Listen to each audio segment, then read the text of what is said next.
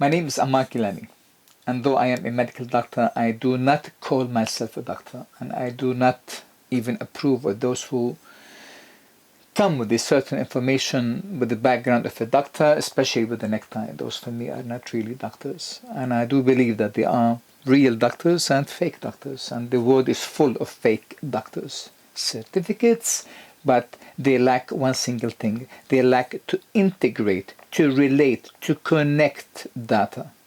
They lack as well to be able to consider the psychological and the socio-psychological effects behind any case. And this is why a lot of diseases have been attributed to certain names and to certain causes, much of which is unknown. We say about multiple sclerosis, but we do not really know what it is. So we say it is a autoimmune disease. We talk about Alzheimer, we talk about diabetes, and we think it is a genetic. Actually, none of this is right. Why? Because I do believe that the human body is one of the strongest, most amazing products that ever took place. Today, the relationship that I would like to talk about, and why a relationship?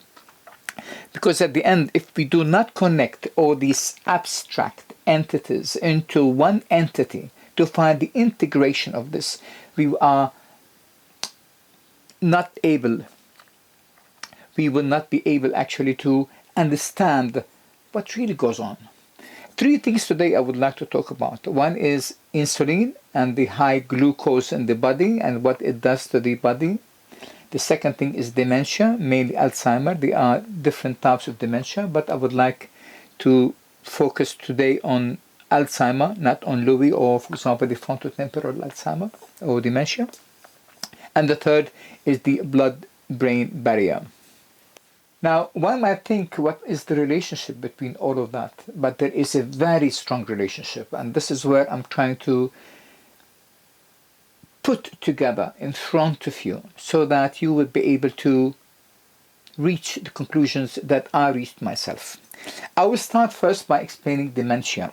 Now, dementia is simply the ability or the disability of the brain to function normally. Now, the brain is one of the most amazing structures ever. It contains 100 trillion neurons. Each one is connected between 20 to 50,000 connections or neurons between each neuron and another neuron. This is how much connections each neuron could have.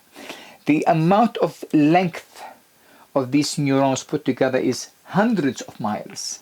So you can imagine how much time Mother Nature needed to be able to put in together all this structure and to come to that level of professionalism, of activity, of decisions, all the amazing things. I mean, look, just by doing this very simple motion, the amount of synapses and the amount of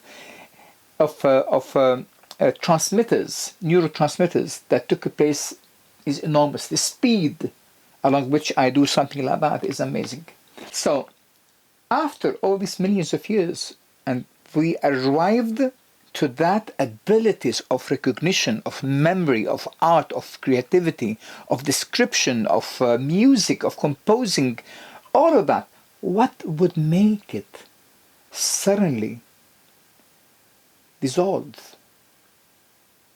What would make it fall down? What would make it stop? People think it is age. All the time we relate things to age. But I see a tree, for example, and when this tree grows up more and more, I don't see it, forgetting its abilities, its function, its choices, its designation and purpose. Now, of course, I mean, if that tree would be put, for example, someplace somewhere in the square of Cairo or of Tokyo, or God knows where all the cars have to be passing by, I think that tree could, at one point or another, forget the very purpose and the very identity that it is a tree. But since we are humans and since we had really reached to that stage of understanding of life, what would really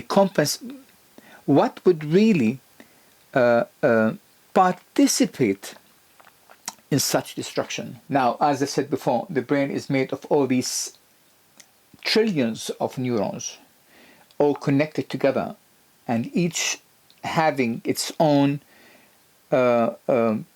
function, its own responsibility, its own department. So one of the main parts of the brain, if we can look here, for example, which is called the hippocampus or the hippocampus. This part is responsible for memory, for learning, and for navigation. Now, what happens is that the Alzheimer will strike mainly that part there. Now, what is Alzheimer? It is simply a deposition of proteins. Those proteins, we have two kinds of them. One protein called amyloid beta protein. It comes and created and made from something called amyloid precursor protein, APP. Now, that APP here, which is the protein, under the effect of sugar, these two molecules that comes of saccharides that comes into that combination, under that effect, it will release something called amyloid beta proteins. Now, those amyloid beta proteins usually are cleaned in the bodies. Now, we must understand one more time again.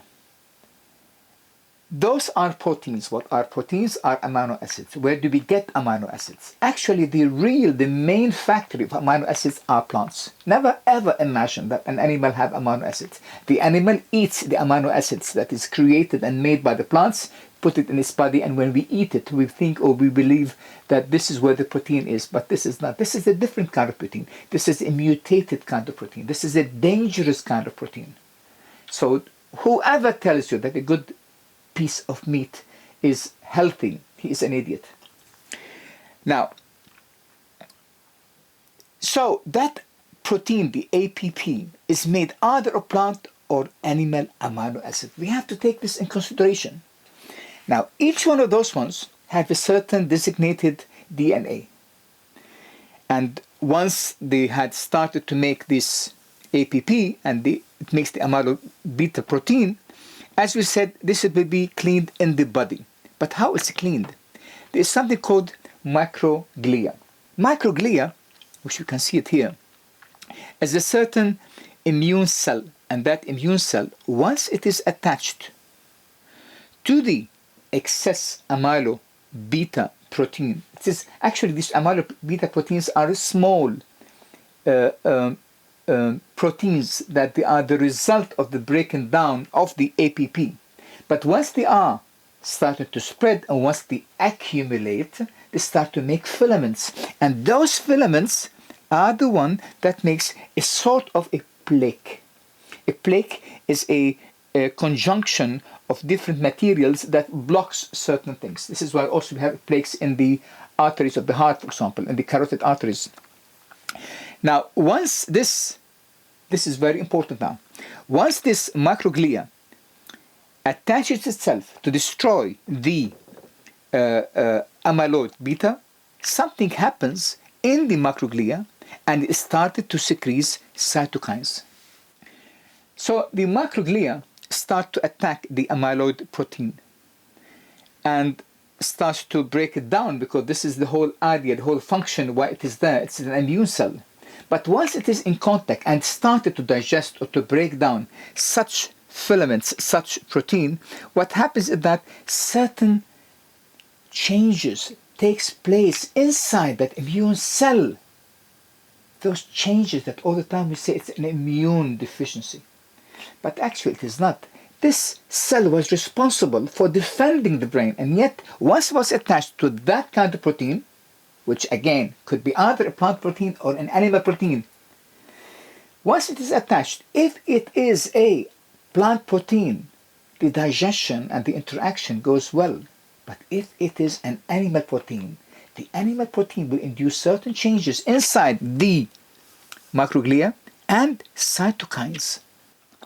This interaction as well takes place in all around the body, between macrophages, for example, which are immune cells, and between bacteria, or between infected body cells where the cytokines are injected, so that it will initiate certain procedures inside the body or inside the cell, whether it was bacteria or infected body cell, to initiate a destructive process where the bacteria or the infected cell will die. Now, those cytokines start to go to the synapses.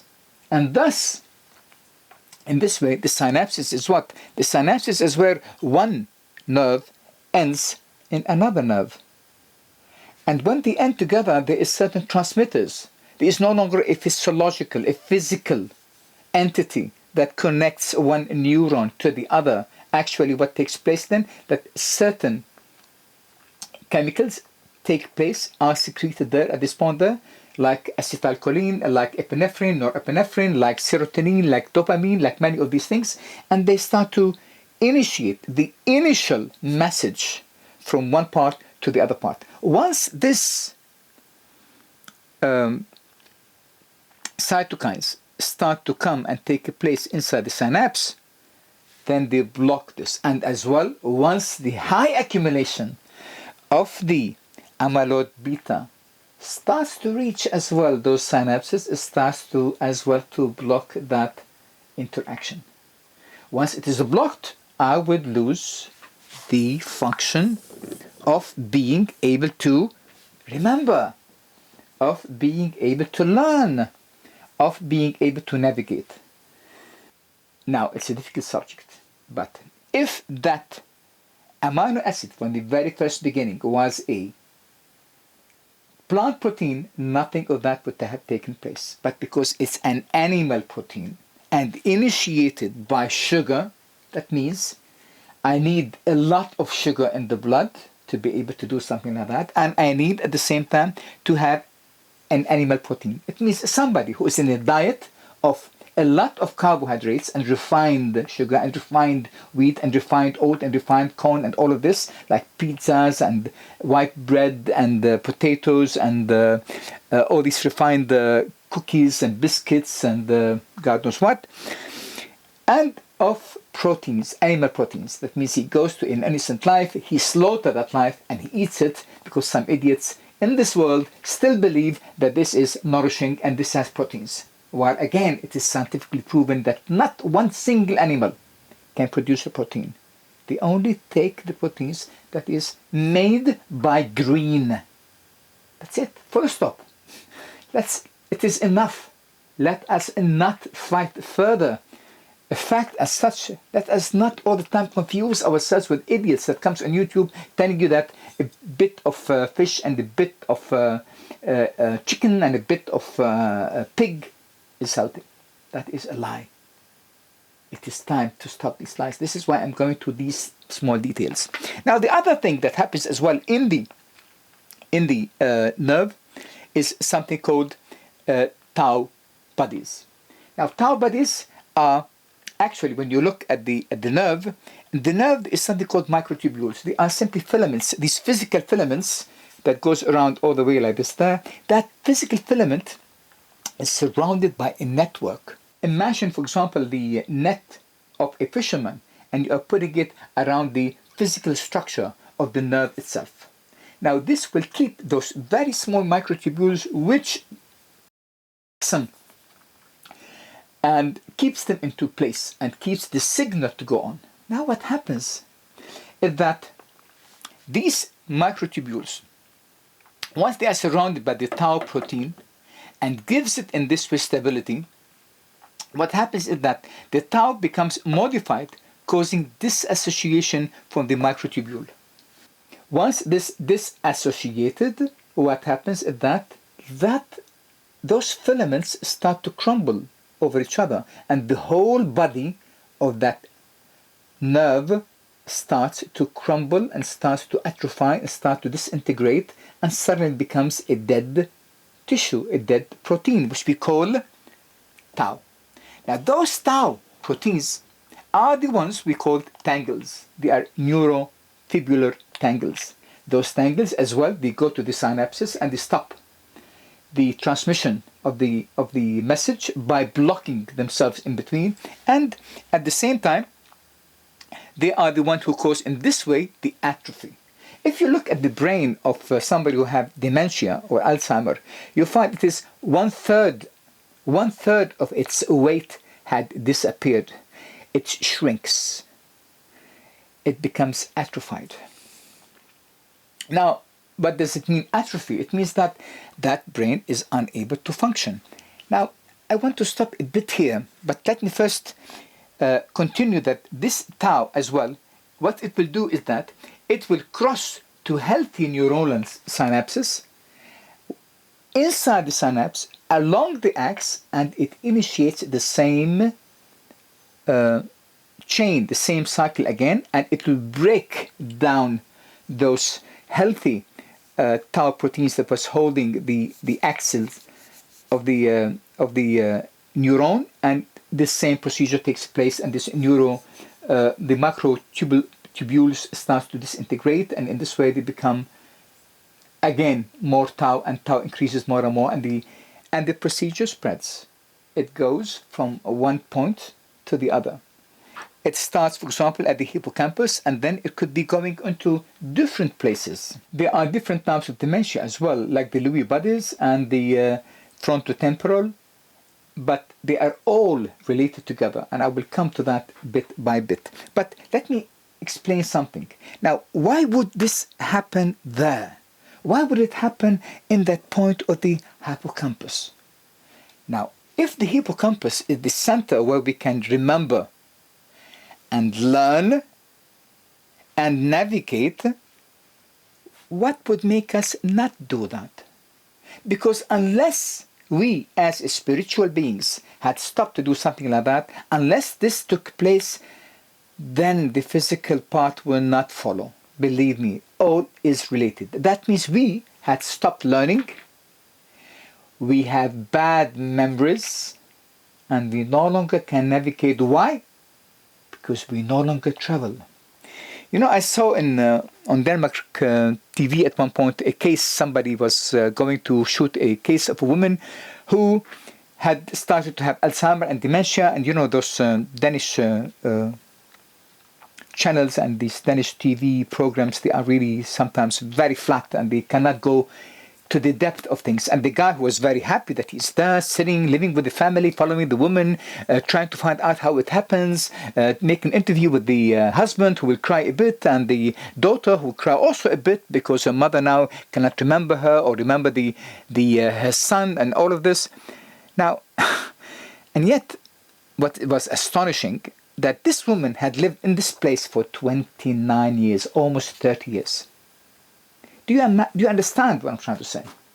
She lived in a place, she did not move in a place for 30 years. Her navigational abilities are not only reduced, but erased.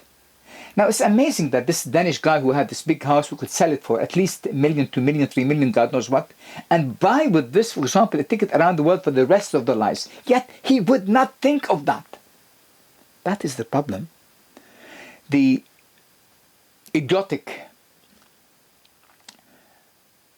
minister of health and all the gang around him, whether it was in Denmark or any other place, but since this was in Denmark, took place, instead of trying to find out what really led to that, they go to the symptoms. What did they do? They go to the symptoms, and then they said, okay, this is where the symptoms is, and since we do not know what we can do around that, the only thing we can do, and this is what they did to this woman, that they send her to a home where she can sit like a piece of wood and be fed by some idiots as well. These houses here in Denmark where they called plejehjem, where they take care of the elderly, they are one of the most disgusting, horrible Nazi camps that I've ever seen in my life. I worked there for 2 weeks, maybe 3 even.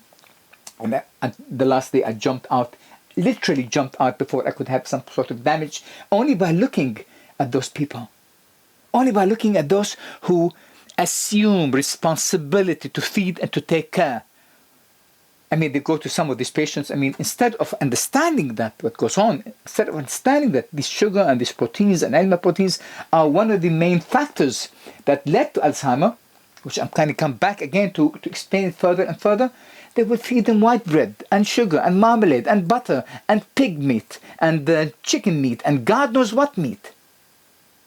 They give them coffee and they give them sweet things and refined sugar and juice from the bottle and I could go on and on and on. And yet each year in Denmark, each year 8,000 people are diagnosed as in dementia. What does the city does? What does the government do about that? They build more and more houses. They don't have the brain to be able to understand. And more than that,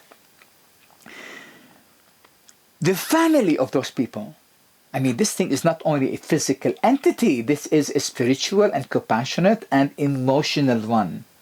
Now, in my country, I would never send my mother or my father or my whatever to a house like that.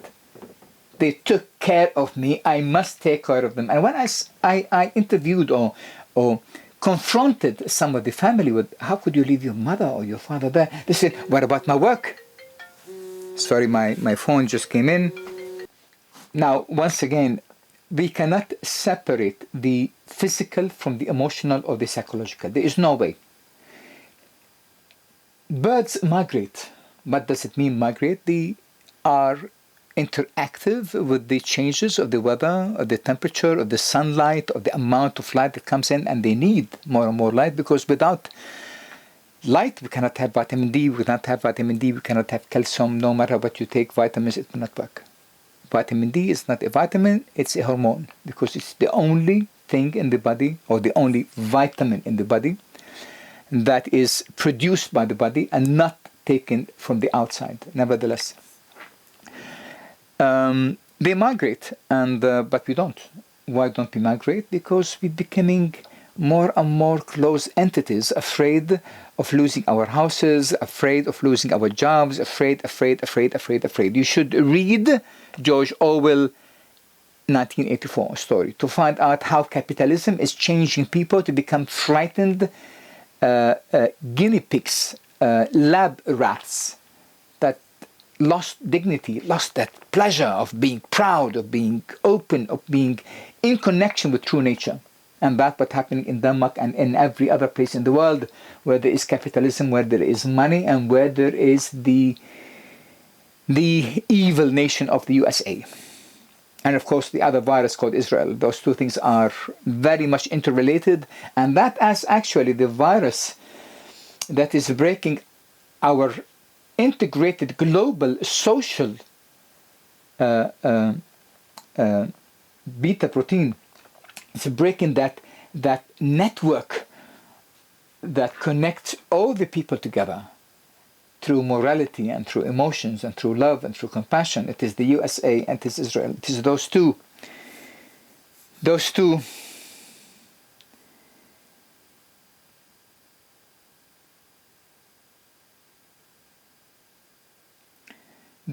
viruses, those two bacteria, those two, not even bacteria or viruses, actually a lot of viruses and bacteria are really important to our body, but this you will find in one of my documentaries that I called Bacteria, or Primordial Life Beings, or Primordial Life Organisms. Now, so these actions of those people who have Alzheimer and who have dementia, it is targeting that area there simply because that area is the one responsible for the learning. So if you do not learn, we will have dementia. Simple. So most of these people who had been driven again and again to go to the government, to go to work from 9 to 5 into a ridiculously stupid, idiotic firm that is in a bank or insurance or telephone company or God knows what, where you have to sit on and work on and sit and work on a computer from 9 till 5, and they think they are hypnotized by the fact that they are actually working while they are being slaved. Once we do that, our learning abilities are gone. I was having a patient a few days ago, and I asked him, how much time you go to the work? He said, I go from 7 till 3 every single day. And he had 1 hour and 1 hour. This means we have lost around 10 hours. And now we have as well 8 hours to sleep. This is 18 hours. Left 6 hours from the 18 hours. Now, 2 hours would be have to make some food. He's left with himself only for 4 hours. That man would wake up several times at night with the trembling body, with trembling heart, with anxiety. Why? Why anxiety? Why it's affecting him? He is being pushed again and again to become a machine, a robot. The very items that made us to become that amazing human being are being erased every single day. And we are keeping on eating more and more animal products and sugar and refined. They are using us, big, huge, 10 big companies. They are just 10 big companies. Most of them are Americans. They are using us. They are having only money out of us. But they are not giving a bit of understanding or a bit of compassion to what really goes on. And they are creating more and more drugs and more drug companies and more idiotic doctors who can only establish further, bring stronger their point of view.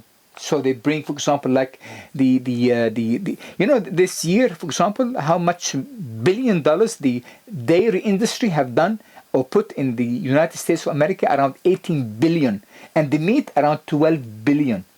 This is the amount of money they put as a budget for such an industry, which is both of them so destructive to the body. And yet nobody talks about it. Nobody says what Coca-Cola is doing to the brain.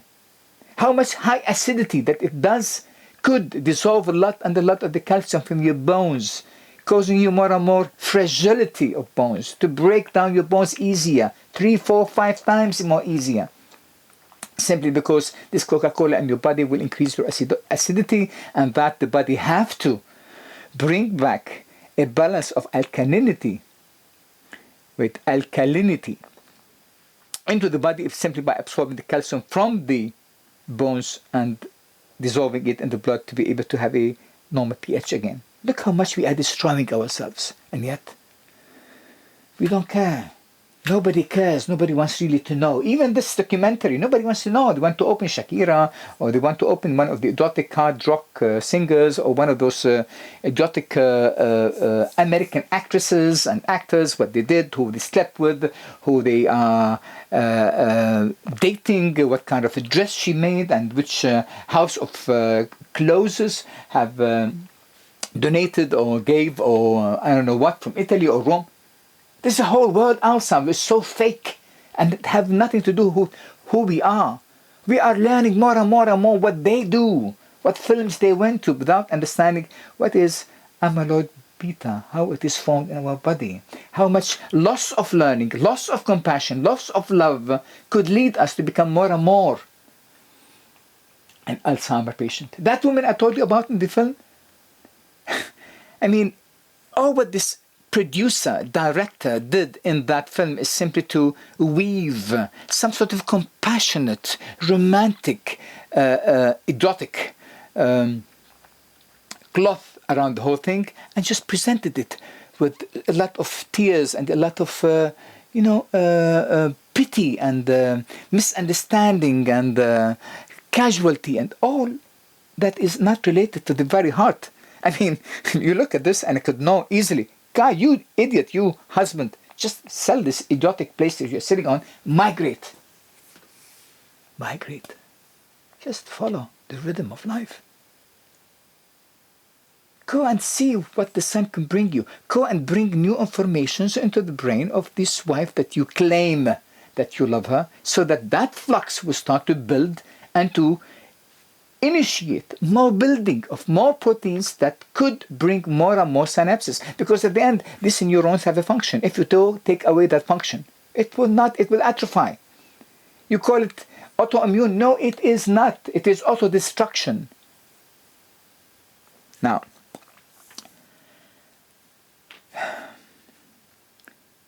so it hits down the hippocampus, which is the center of memory and learning and navigation. And again, if we do not do that, we will not be able to fight it. The fighting and the true treatment is not by sending those people to houses where they can be stuffed in and stuck in and paid for and costing the whole government God knows how much. It's simply by initiating learning and initiating navigation, by traveling and initiating memory. How can we initiate memory? By love and compassion. How we lose memory? Because we lose that this son or this daughter of ours who simply poof went off someplace somewhere, and under the slogan that this is my life, I'm independent, I am Danish, I'm European, I'm American, and then now I could just go and have my own life, instead of saying, I mean, how can I keep on that relationship with my mother?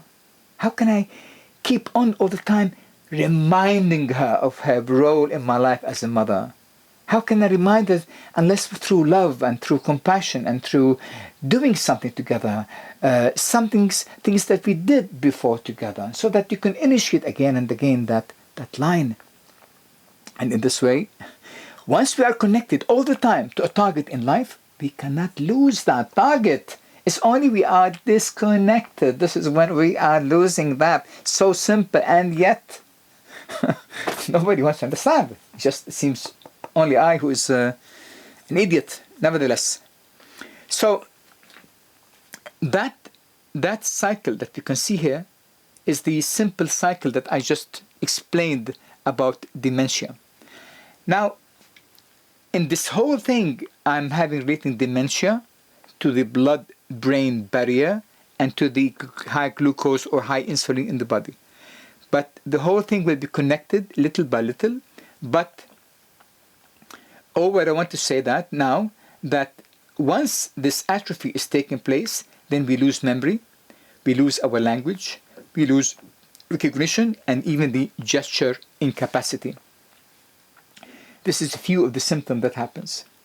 We need to keep all this information at one side of our brain so that when I come to talk about the blood-brain barrier, we will have it on adjacent part of it, because at the end, this whole video is about interconnecting all of this together.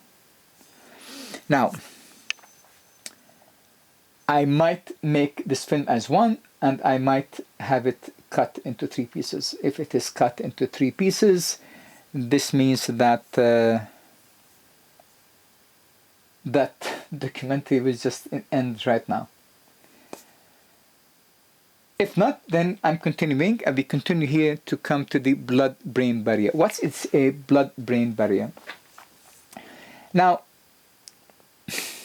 blood is actually the street where you can send a truck full of vegetables to come from the farmer house, for example, all the way to your house. Or you can send as well a carriage or a whatever.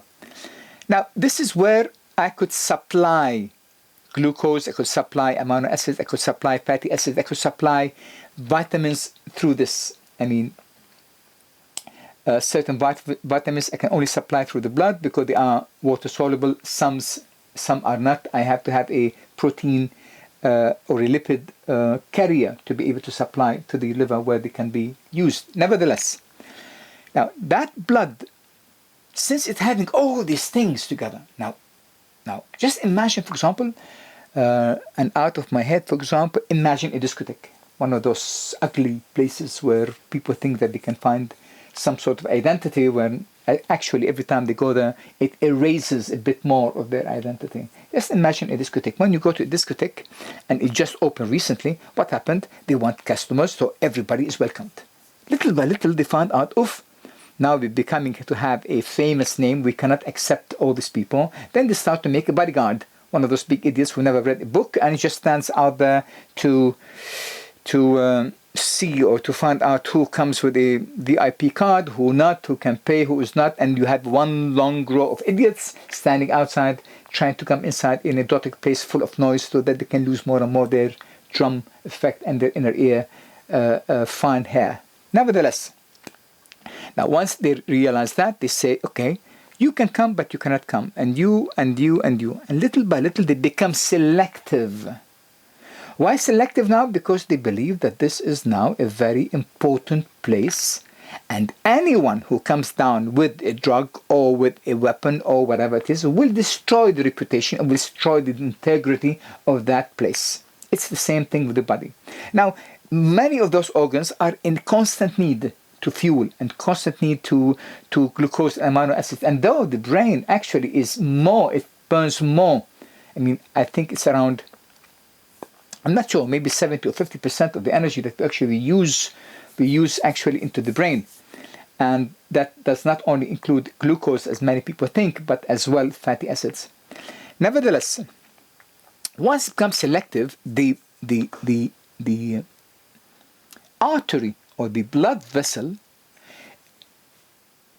it starts to have some sort of a tight joints, like we see there. The blood vessels in the brain are different from the blood vessels of the body. So the blood vessels of the body are more open. They have all the time to rush. They cannot all the time stand in queue and wait whether they are accepted or not. But since the brain had found out how important it is, the subjects and the subjects that goes inside of it, it started to have guards. So it started to have, this is the structure of the cross section of the blood artery in the brain.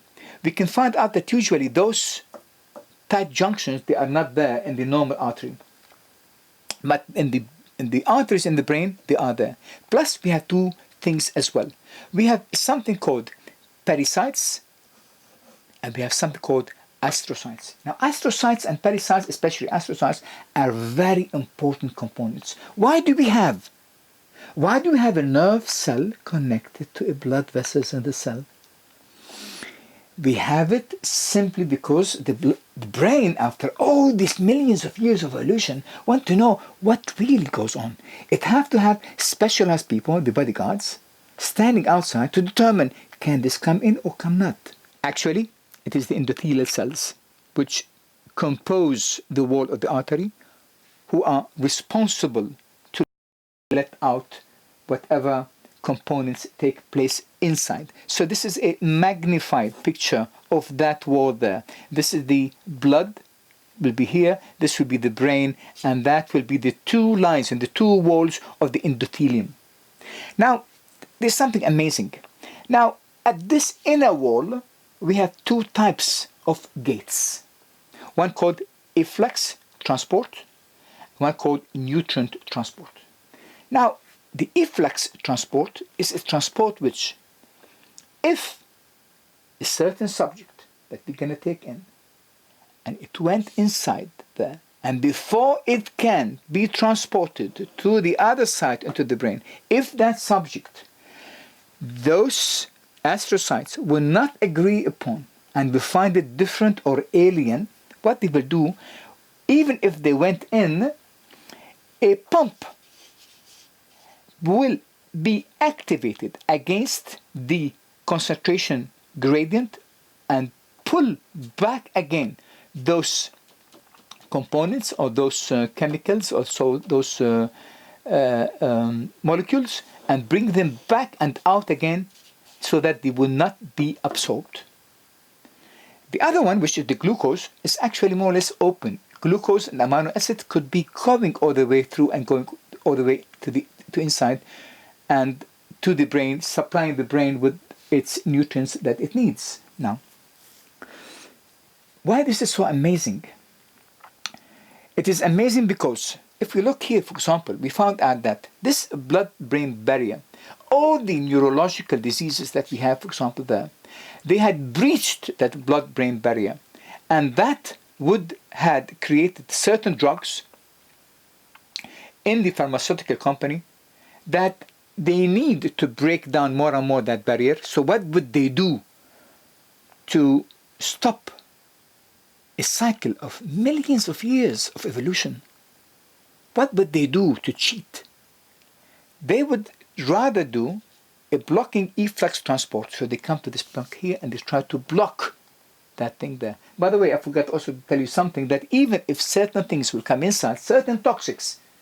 Now, you think that toxics are something which is really toxic, you know, like something which is a poison. But actually, a lot of the toxics are actually, for example, certain acidity or proteins in the meat. So if those, for example, toxins will go inside, there's certain enzymes that we have inside the wall, inside the endothelial wall, which will be able to destroy and break down that toxic once and for all. So what would the drug industry do to cheat something that we built through all these millions of years? They would first of all make certain drugs. One of them will be blocking the efflux transport. That means that that transport there no longer is there.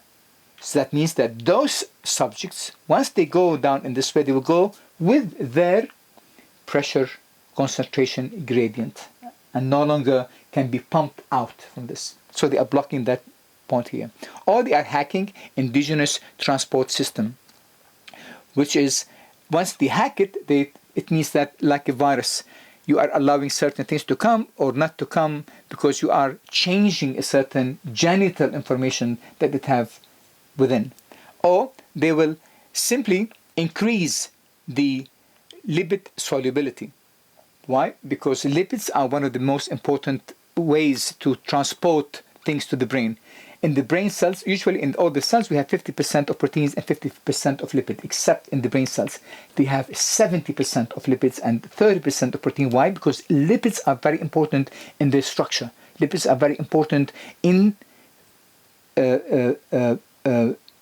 constructing the very neurons themselves and in transmitting and in creating neurological transmitters. Now, so when they increase the lipid solubility, then the brain will be cheated in this way, and the drugs will be falling down and being dissolved in the lipid that the body and the brain needs. So they are camouflaged. They go undercover inside the blood-brain barrier to damage the brain, and they increase and they create force reactive compounds to as well force themselves into this barrier, or they simply and directly inject the chemotherapy or whatever it is inside the brain itself, avoiding thus the blood-brain barrier. Just yesterday, by chance, I was opening the internet to see more about the brain barrier and to see what's been happening in that area. And I found an idiot who just came in, and they were very happy to meet a mother who had a tumor in her brain, and they could not actually cross the blood-brain barrier with chemotherapy. So they finally found a way, and they were very happy after all the research and all the work and this doctor comes on with his necktie and surrounded by many other doctors and researchers and lab assistants, and all they having their nice white coats and their protective glasses, and they were actually proud. They were actually proud that they had found a way to break in the blood-brain barrier and introduce their chemotherapy inside. Yes, you may ask me what happened to the patient after the surgery and after they took off the part of the brain and then injected those chemotherapy. Now, just, the latest news about this woman is that she's surviving and she's happy and she wants to be a mother and a housewife.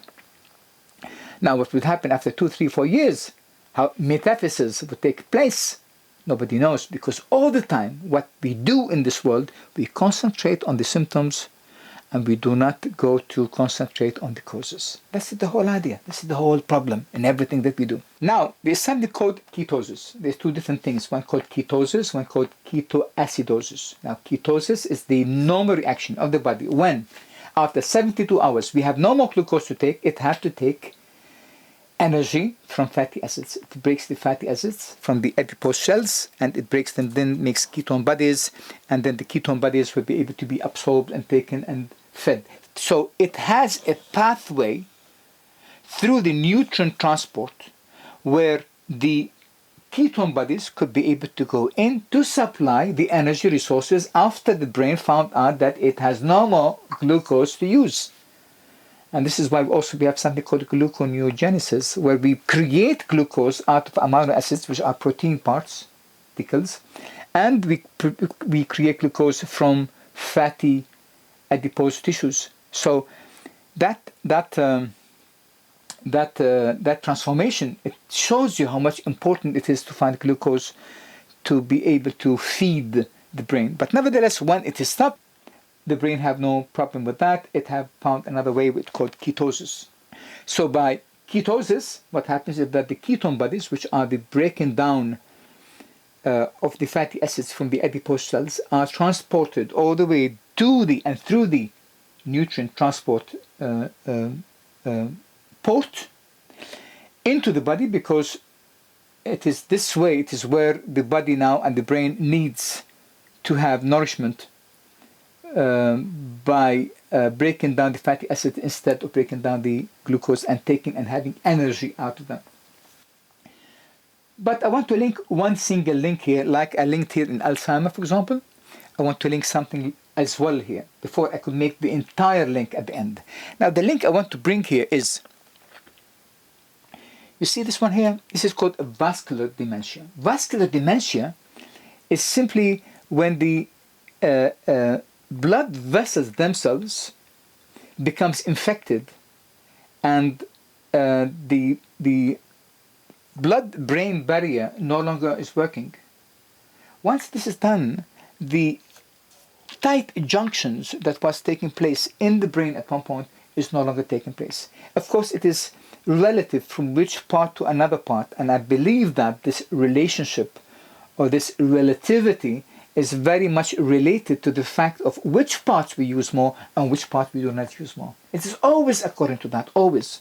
But once we had tampered with this blood-brain barrier, once we have in our blood the products or the byproducts of meat and dairy products, once we have this in the blood, that means we had affected a lot that amazing system that was working all the time, and now we are letting a lot of garbage inside. We are letting things inside that the brain have no understanding of. Thus, autoimmune disease. The body had no longer understands why it is doing that. And the body started to attack itself simply because it found out that that part that he's attacking had been programmed from the very first beginning to consider as it is a exterior part, a dangerous part, a foreigner, a foreign body. But how and why it would do that? Simply because we had been injecting it again and again with certain proteins, like the proteins in milk, which cannot be really digested. And once we push it more and more and more and into a leaky gut, and those proteins have been taken out, when the body looks at them, when the immune system confront them, he finds out that those are certain components that he have to attack, he have to remove. But because all creatures are very much similar in genetic materials, 17 common genetic messages or codes between a cow, for example, milk, and between the protein that creates and makes and forms my pancreas are similar. So imagine, once the immune system that was designed to be able to remove those dairy proteins find out that it is the same structure in my pancreas, what it would do, it would attack the pancreas. What would it would do when it found out that the body had used such proteins, for example, and such lipids to form the sheath, the myelin sheath around the axon? It will attack it. It is so simple. It does not need much to compare and to connect. Vascular dementia is one of the main problems that happens because we tamper with the blood-brain barrier. Here we finish the second part. Now we have to go down to the third part. The third part is simply about the simple thing about digestion and food and insulin and glucose. Now we eat something. I mean, there's two types of glucose. I mean, of course, it's different types of glucose, maltose, lactose, all of this. But I'm trying to say that there's two ways of how we break down glucose. One, when we have the glucose put in, refined through a blender, through a juice, through a refined soda, whatever, bottle, through Coca-Cola, through cookies, pastry, all of that. Once we take all of that, these glucose molecules are not really attached strongly, and they have a alpha protein that really combine them, which is very easy for the stomach and for the digestive tract as well to break it down. But the other one that comes out from vegetables, because vegetables at the end, what they give out, they would give out glucose. I mean, what is a sweet potato? A sweet potato is actually a storage of a plant. It wants to store glucose for its own self. It's not for us. Another center of the universe. That sweet potato have its roots under the ground so that it could store glucose that is needed to the branches at the top, nothing else. This is why it is rich in glucose. So when we take it, when we eat it, that glucose will come inside. But when we eat that potato, which is so different from eating a muffin created by stupid Americans, by the way. Once it's so different from that, is that the muffin have been refined to an extent that there is no more fibers connecting those glucose, and it would be so easy to shoot up the glycemic index in your body and increase the glucose because it breaks so easily. But the potato, because it has fibers, it holds back. It has a beta protein in between the glucose and makes the beta protein becomes difficult to break, and that retains a subtler curve instead of going up and down like we do with refined sugars and refined carbohydrates. It goes on a scale, on a curve. It goes up slowly and then it goes down slowly. That is very important, because every time we take this, the pancreas is being motivated again and again to bring more insulin. Now, if insulin all the time has to be pumped suddenly, at one point or another, the body cannot take more of that. Now listen, look what happens. Now once we have the glucose brings and initiates the pancreas to secrete insulin, and that glucose will actually activate a certain thing called GLUT2 transporter, which is a receptor at the pancreas, and that receptor will initiate the formation of insulin in the beta cells inside. Now, once the insulin comes out to the blood, what is its whole role? This whole role is to say that I will go first of all to the liver, to certain receptors in the liver, and I will go inside and I will start to either break down this glucose, or either I will have to store it. It depends upon the state of the body at that time. So either it will store it like a glycogen, and that store will be done in the muscles or in the fatty tissues, adipose tissues, or it will simply, as I said, will break it down, and it will break it down through the acetyl-CoA into fats. This is how it's stored, because at the end it can break certain amount, and it could store certain amount. The storage amount is either in the liver or either in the muscles, and some actually even in white blood cells, and some as well in the kidneys. But nevertheless, at one point it cannot store more than that. So it has to change this amount, this excess of glucose, into fat.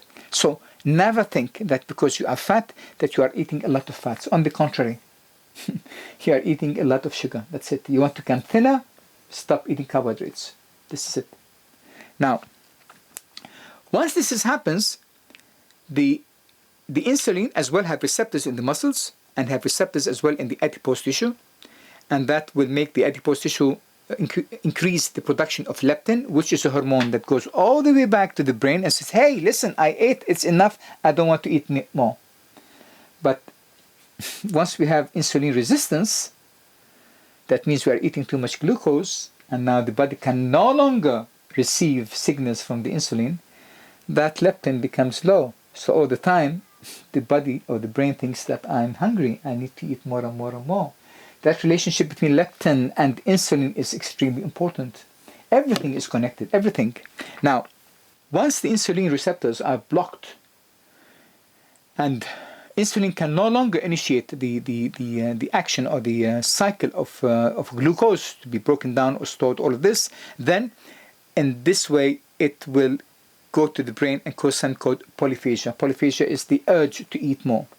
But at the same time, once the glucose starts to raise up and up again, a strange reaction starts to happen in the body. The body cannot take the glucose, and it have still high insulin. Now, that glucose, this is the diabetes type 2. Now, this glucose is abundant, and then it gives a negative reaction all the way back to the insulin, saying I want to increase more and more insulin, and the insulin goes on more and more to be secreted. But that reaction, that activating reaction on the pancreas leads at the end to atrophy, because the pancreas can no longer follow up with the demands. All the time it is shooting insulin, all the time until it becomes exhausted. But with also this will happen as well. Once the high glucose levels become in the blood, that glucose will start to be secreted more and more by the kidney, leading to renal failure and leading as well to something called glucosuria. Glucosuria means what? It means anosmotic diuresis. It means that we are starting to lose a lot of water and a lot of electrolytes, like potassium, for example. And that will lead to dehydration. Now that dehydration will go all the way back to the brain to simulate something called polydipsia. The person all the time is tending to drink more and more and more. Simply you know this then because this person have a lot of sugar in the blood. Now a vicious circle starts to take place then. The high glucose will initiate more and more glycogen, which will initiate glycogenolysis, breaking down more of the glycogen, producing more and more glucose, and the body having more and more glucose, and the liver becomes more and more bombarded, and as well atrophy of the liver starts to take place, and its ability to dissolve and to let go of toxins becomes less and less, and that pressure as well increases the amount of glucose, and the liver have no other idea or no other way except to store them again and again into fatty tissue. So imagine you have glucose, and the glucose thinks it's not enough, and it starts to bombard the liver, start to bombard the pancreas, and the pancreas no longer can anymore push insulin because it came into a state of atrophy, and the body no longer want to listen to insulin, so it blocks the receptors, and we have insulin resistance. So in short, this insulin resistance takes place simply because we eat a lot of sugar and a lot of carbohydrates. This is it. This is it. Now, but something else happens as well we have to talk about. In the adipose tissue, what happens is that this thing will initiate something called lipolysis. Lipolysis means to break the lipid contents to have energy, because the body still thinks, though you have a lot and high grades and a content of glucose, it does not understand that it has it. Why? Because the insulin, which is its main ability is to open a passage to the glucose to come inside the cell to be burned, it's no longer there. Without the insulin, those openings, those gates, those ports where the glucose have to come inside, they will be closed. Once they are closed, it cannot come inside, and that means that the body, though full of sugar, is in state of constant hunger, is in state of constant need. But what does this tell you? It tells you of the greed that we live in. All of this is symptoms of greed. We have a lot and we want to have more. Why? Because we don't know how to use it. It's exactly what happens in the world. Rich people, they have more and more and more, and instead of giving it out, they don't. They want to have more, and that inequilibrium makes them all the time hungry. They never satiated. Rich people are never satiated. They just tasted the taste of power. And I know many friends who had sold their souls to the devil of power, like the play of Faust to Goethe, and how they will never be satiated, like this old story of the Incas that says that a man was unhappy and he was sitting with a bunch of animals, and the animals asked him, why you are unhappy? And he said, because I cannot run and I cannot look and I cannot see. And each animal gave him a part of his. The jaguar gave him his ability to run, and the owl gave him his ability to see, and the snake gave him ability to move in different ways. And when he stood up and took all of these things and he left, the animal said, man must be happy now. But then, I don't know which animal said, maybe the owl, he said, no, I don't think he is. I saw a hole in the heart or in the chest of that man that will never be satiated. And that is what happens as well here in the body. So you cannot deceive yourself. Whatever happens in the bigger circle, in the bigger cosmos, outside of you, in a social standard, in a social circle, will take place as well inside a macro circle, a micro orbit inside of you, in your body, in your thoughts, in your ideas. You cannot differentiate this from that. So as long as you are blindly adopted and camouflaged and herded by the system outside, what happens outside happens inside. If you rebel, like I did, like my partner Salma did, if you rebel, then you will break all of that. All of that, because you don't need greed anymore. You want only to eat and to take what is good from you, from the heart of this earth, and to really abstain completely from anything you find in the supermarket. Anything that you find packed, no matter what it is, as long as it is packed under a label of Coca-Cola or juice or meat or I don't know what. All these things that is packed, or tuna, or all these cans as well, these are definitely against the teachings of Mother Nature and only are results of greed. More. But God damn it, you are living here. You are not living beside the shore. Go to the shore and go and have your fish. No. I want to sit here. I want to open this thing and I want to look at an exotic American film, and I want to go to work in an exotic insurance company, and that's what I want, because otherwise I would be thrown out by the system. I'd be sitting outside in the cold. I don't want that. So I would rather do that, so I do not have time anymore to go there and fish and take my fish and eat it and see the components that comes, the smell. You know that when you cut, for example, even garlic. In garlic, there's two substances, one which is a gaseous, one which is a rigid substance. The rigid substance have no value, except for the fibers that it have inside and the glucose. But the aromatic one, this is the antibiotic. So whenever you are cutting garlic, that gas that you take in, that is the power. Whenever you take a garlic fresh and you put it in, this is the power of the gas, and this is the power of antibiotics. Sometimes I give my patients certain combination of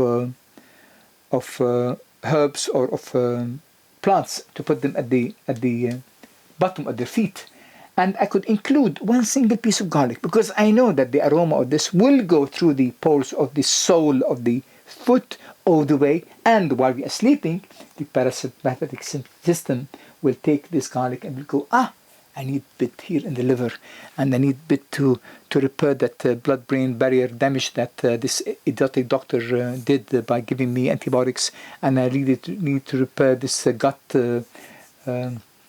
leak in my intestines simply because of this idiotic mother that gave me milk and forcing it because some idiotic doctor told her that it's full of calcium, while this milk is not really full of calcium. In the sesame seeds, this is the highest calcium that you can find, and there's no comparison between this calcium in the sesame seed, which comes from the earth, and between the calcium of the cow. It is not about calcium at the end. It's not about that, but all of that is one big American lie. Just one big American lie to make you a slave once again. Read George Orwell, 1984, sorry. Now, what happens then when the adipose tissues start to secrete and to break down by lipolysis the ketone bodies? These ketone bodies start to make three different things. One called acetone, and this is why you find some sweet breath in people who have high glucose and they could not break it down, and low insulin, like diabetes children, for example, and through the breath. The second thing is something called beta-hydroxybutyrate. And beta-hydroxybutyrate will give increase of carbon dioxide exhalation, and this is called cosmol breathing. It's some sort of a bitter breathing that comes down from the destruction of these butyrates. And the third thing it will disturb completely the amount of potassium in the blood. First, it will increase it due to moving hydrogen molecules into cells in exchange of potassium. So the body or the blood start to push and inject hydrogen molecules, positive molecules, to take the potassium, which is positive molecules, outside to be able to use it. But then later on, when insulin started to rise up again, it started to lose it. And we start to have then a decrease in the potassium in the blood.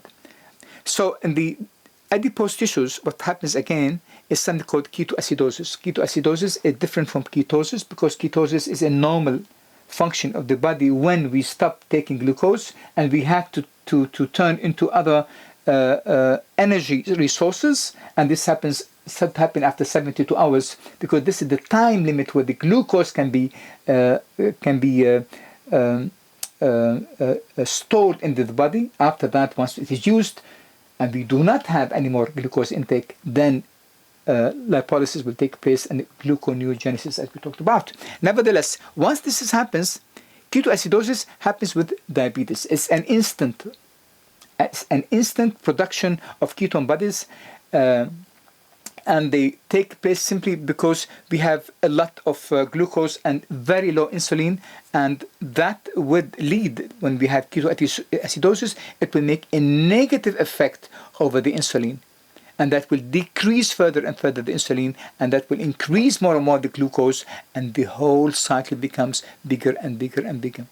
Now, as we can see that once this high insulin is taking place, this ketone bodies and this ketoacidosis that takes place here is the same ketoacidosis that takes place there. The ketoacidosis is one of the things that as well prevent the amyloid precursor proteins from forming, and thus it will be able to decrease more the production of the amyloid beta, which is dangerous to the body, dangerous to the brain, the cause of the dementia. But as we said, the ketoacidosis that is related here to the insulin, which is no longer able to function as it should be, leading as well to activate the adipose tissue into forming ketoacidosis, which as well will stop the insulin. This cycle there is as well affecting as well the formation of the proteins which are responsible for the formation of the amyloid beta, which are responsible at the end for dementia. Everything is more and more connected. Now, why does this vicious circle as well take place? What happens as well when we are eating more and more refined sugar? In the body, in the brain, there is something called the reward system. The reward system is a place in the brain where we reward ourselves because we had accomplished something, whatever the accomplishment is. Now, this reward system is simply because of a certain nerve. Again, we have a synapses there. And through the synapses, we have dopamine. Dopamine is one of the neural transmitters that gives pleasure. This is why as well we like coffee, because coffee, actually the molecular structure of coffee is very much like dopamine, and when you take it, it goes inside the receptor of dopamine, having the same structure more or less, and that gives us the feeling of pleasure. It simply substitutes dopamine. But what happens is that when we are having more and more food, which is having glucose, refined energy, and we're having more and more insulin, we are having more and more dopamine. Now, because the dopamine says, I'm happy, I'm eating, I'm having more and more. Now, the dopamine will increase in secretion until the receptors of dopamine no longer are able to receive the same amount of dopamine, because they start to become as well resistant. Everything you give too much will give resistance. Everything. So whether we have insulin resistant, we have as well something called dopamine resistant. Now, when this happens, when this dopamine resistance takes place, no more feeling of satiation, of satisfaction takes place. And that reward center is in constant hunger to have more and more and more. What does it do? It takes more. It wants now an ice cream. It now wants more chocolate. The more refined, it wants to, because now instead of having all these receptors, it have only one. And now it have to feed it as much as possible, otherwise it will feel unsatiation, it will feel depression, it will feel fogging, it will feel, because this reward center that gives us the feeling of being ourselves, it gives a feeling of being of pleasure, because at the end we do things as well to regain pleasure in love, pleasure in eating, pleasure in driving, pleasure in cooking. All this pleasure is actually hormonal. There is nothing called psychological or social or whatever. This is mainly hormonal. Yes, there are factors outside that affect that. Nevertheless, the very action where it takes place inside the body is hormonal, nothing else. Nothing else. Like oxytocin. You know that if you bring oxytocin, which is, I call it the morality hormone, you should open this video about oxytocin, the morality hormone that I made. Oxytocin, which you secrete whenever you are generous, or you are giving a hug, or giving a massage, or receiving one. Imagine if we extract that and simply spray it into the nasal cavities of someone who, in a neutral state, you find himself and you ask him for $100, he will take it out. So at the end, all of this goes back to a certain basics of hormones. So now, why I'm saying this? Because that kind of receptor between the nerves and the reward system inside the brain is a part as well of the atrophy that takes place. Because once we have something which is not really working well, it will affect as well the entire body, and it will make the brain more susceptible to the tau proteins and to the amyloid beta proteins. Everything is connected. The more acidity as well, it will cause more and more the blood-brain barrier to become less effective. Acidity, why? Because of the sugar, because of the low insulin. It's just all of it is completely connected. I'm a bit tired because I don't know whether I have been able to bring this idea as I wanted, because this is really a big subject that I'm targeting now. Nevertheless, the whole idea of this whole thing to tell you that whatever we eat, whatever we drink, whatever we behave, whatever we do or choose, wherever we live, whoever we love, as long as we are not bringing changes into our body, as long as we are not following the teachings of Mother Nature and eating vegetables and greens and beans and legumes and nuts, as long as we are not having this directly from nature, as long as we are taking shortcuts as we have did for the last 4,000 years, as long as we keep doing that, we will have more and more diabetes and more sclerosis and more cancer. Cancer, what is a cancer? It's a cell that became mutated. Why? Because nobody is taking care of that cell. Nobody is really attentive. It had been bombarded by so many chemicals that at one point in transcription action, where it had to copy the DNA into RNA and then make a protein, mistakes takes place there. And in these mistakes, where one single amino nucleotide becoming changed from T to something else, from G to something else, then a whole complete message of RNA goes out to build in a complete different DNA, which is completely broken down, hazardous, have no aim. Why? Because the person himself had no more aim.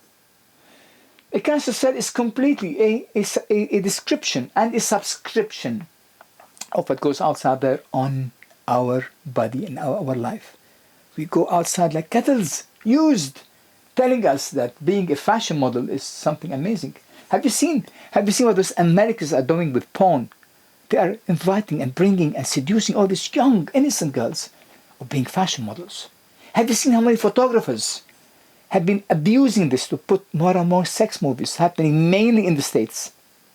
Why? Those girls have no more purpose. Oh, what they think of when they come to these videos, to these places, and they ask them, why do you want to be in the adult industry? They say, money. Yes, we love sex, and yes, this and that, but at the end it's money. And they tell them you can have 5 times, 6 times, 10 times more money by doing a porn film rather than being, for example, working to make in the fields or building a talent or whatever. So we cannot separate. Never think there is a cure for cancer or for diabetes. Never think there's any chemical thing you can put in your mouth that could really rescue you. There's no way. Want to be rescued? You leave this stupid job.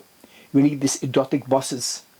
You leave a country like I'm leaving in 2 days, Denmark, and go to the desert, where I'm going to build my own house with my own hands, away from the system, away from all these nosy